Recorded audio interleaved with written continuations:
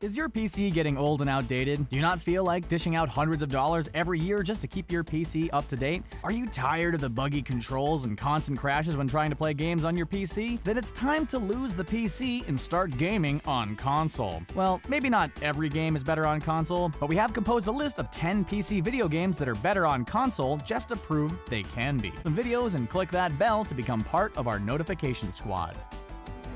LA Noire.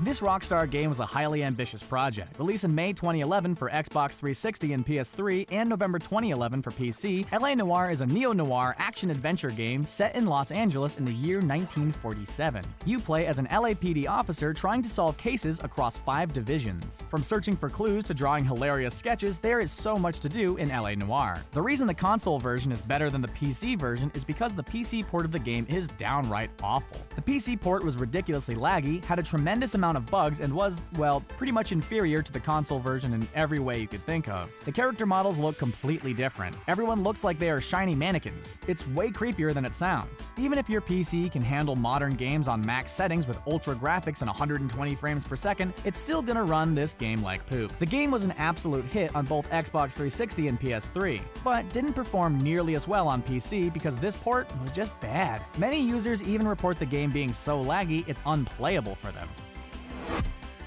Hey guys, we are very excited to announce the Premium Network. The Premium gets you early access to videos from The Richest, Screen Rant, The Taco, The Sportster, The Things, and many other great channels.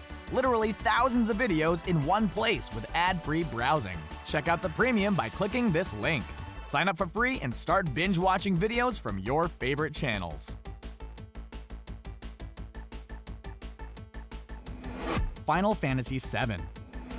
Final Fantasy VII was the first Final Fantasy game to be released for the PlayStation. It was originally designed to be for the Super Nintendo, but the developer Squaresoft decided to move to PlayStation because of advancements of the CD-ROM technology and the fact it's a more powerful system. That turned out to be a great idea in the end, but the PC port, on the other hand, didn't turn out nearly as good. The port for Final Fantasy VII was a big letdown. First of all, the music of the game was a mess. The music was converted down to MIDI, which some of you may love, but last time I checked, the PC is not a Super Nintendo, so it should be able to have music of much higher quality. Even the cutscenes were impossible to enjoy unless you downloaded this codec separately. Come on, you should never need to download a codec just to enjoy a video game. Get it together, PC port. At least provide the codec in the CD. Makes sense. It was even re-released 4 years ago for the PC with absolutely none of these problems fixed. You'd think in the 15 years between Final Fantasy VII's first release for the PC in '98 and the re-release in 2013, the developers would learn from their mistakes, but I guess that's just too much to ask for. Honestly, it runs better on a PlayStation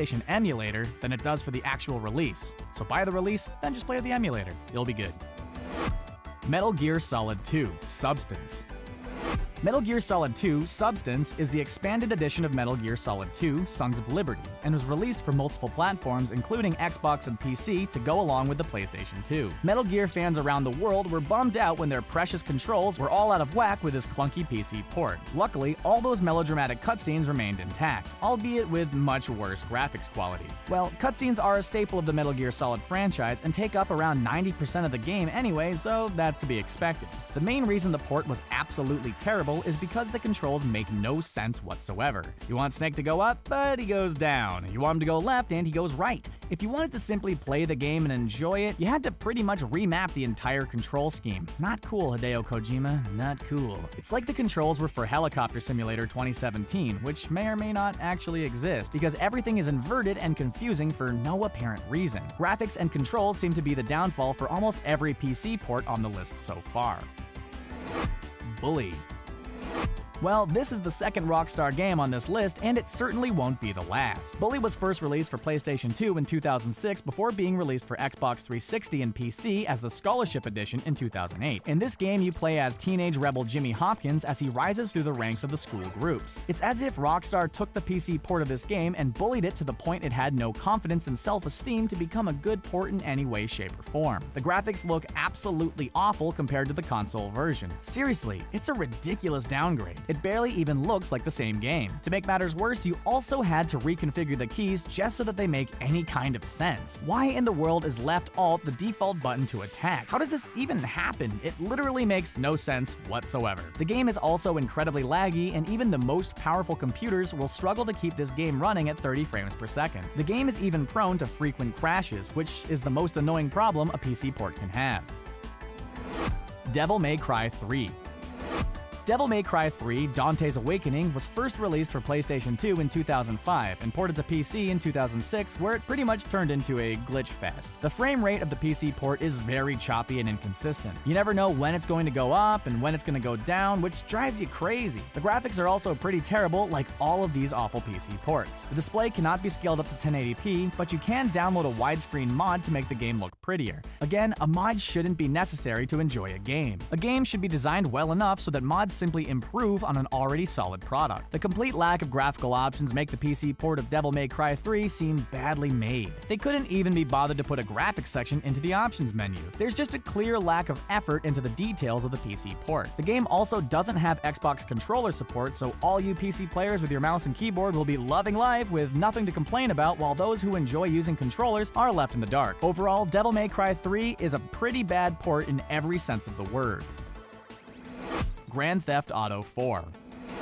GTA 4 is known as one of the worst PC ports of all time, and is the third Rockstar game on this list. Clearly, Rockstar doesn't put much effort into their ports, as this one seems as if it were ported by Nico Bellic himself. The game performed terribly on PC. Users with powerful computers back in 2008, who set their game to max settings, got around 50 frames per second with constant frame rate drops, which go as low as 15 to 25 frames per second, rendering the game almost unplayable. The game simply doesn't feel optimized for the PC in any way. Objects just pop into frame, and there is just so much going on at one time, it's almost impossible for the game to keep a stable frame rate. Nowadays, with more advanced graphic cards and processors at our disposal, the game can run smoothly, but when it came out, it was absolutely no fun to play. Rockstar also requires you to sign in to the social club to access online features in GTA 4, but there were almost always login issues, and it took until 2016 for Rockstar to fix the problem. That is 8 years after the release of the game. What a joke. That's almost an entire console lifespan. Dark Souls. As if this game isn't hard enough already on console, playing it on the PC makes it even tougher. Dark Souls was released for PlayStation 3 and Xbox 360 in 2011 and was ported to PC in 2012. It's known as one of the most difficult games of all time, and is made even more difficult by using a mouse and keyboard. To put it bluntly, the PC port of Dark Souls is not very good. The game was limited to 30 frames per second even if you had a computer capable of getting a higher frame rate. There is a way to dig into the files and set the game to 60 frames per second, but it increases the chance of glitching and falling through the map. That doesn't really seem to be worth it. To make matters worse, the mouse and keyboard controls are just terrible. The game pretty much requires you to use an Xbox controller to be able to complete the game. Those loyal mouse and keyboard users were very frustrated when they couldn't play the game the way they wanted. Even the resolution was unchangeable. There was a lot Dark Souls got wrong with this PC port, but the next two releases were much improved ports, so the developer seems to have learned their lesson. Halo 2.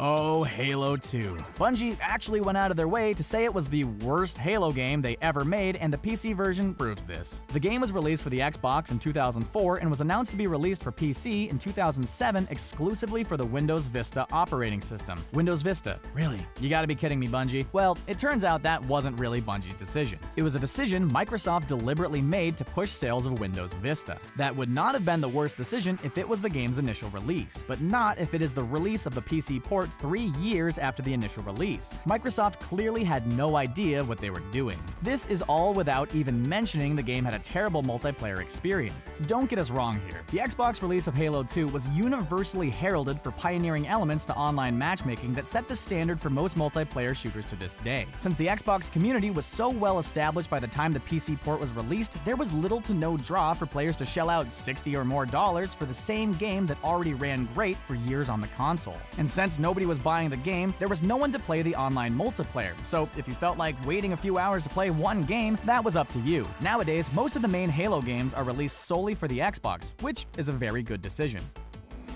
Saints Row 2.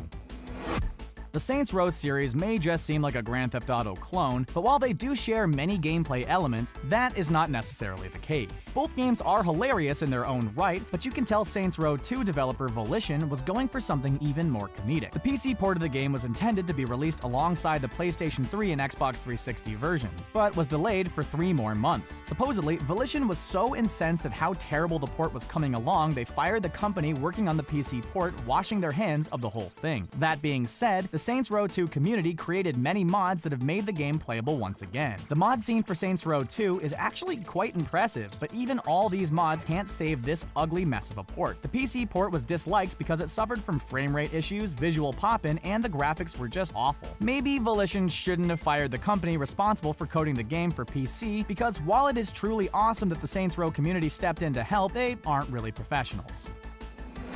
Resident Evil 4. Resident Evil 4 was released for the Nintendo GameCube and later the PlayStation 2 in 2005 before it was ported to PC in 2007, and then ported to literally everything else in the following years. A common theme with the games on this list is the longer it took for the ports to come out, the worse it is, which is pretty weird because you think it would be the other way around. Anyway, when the PC port of Resident Evil 4 came out, the pre-rendered cutscenes were a hot mess, with low brightness and no shadows. For a survival horror game, that's kind of odd to say the least. Also, there was no mouse aiming, so instead you were supposed to just look in general directions and do stuff. That caused some pretty wonky shooting mechanics and a tremendous amount of frustration. The PC port is just full of glitches. Some players mention their screen often turned white with a grainy effect at random times. They can hear a cutscene going on, but all they have is a white screen that's only missing some writing that says, "Please stand by." Sometimes their health indicator and button commands are also visible, but not all the time. I think it'll take more than just a few patches to fix this port.